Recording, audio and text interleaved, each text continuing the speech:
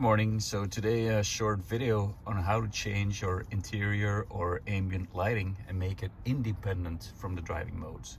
So typically this is quite default. Right now I'm in hybrid mode and I have the ambient light settings set to green because that's what I chose. But if I go to hybrid Eco Pro, you will see that it changes to blue automatically.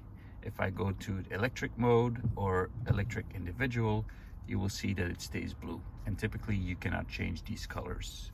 If I go to sport, it goes to red. So you can only change a color when you're in hybrid mode. Now there's a way to change that.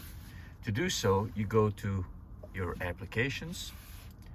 You want to select interior lighting. Then you go to ambience.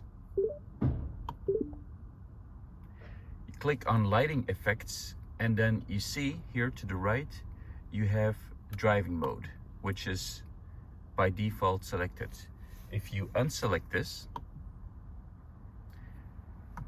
you get out of the menu. You will be able to change the background lighting or the ambient lighting to any color you want, even in any other mode. For instance, I take turquoise, maybe I'll take another one so you can see it more clearly. I'll go to papaya, for instance. It's set to papaya.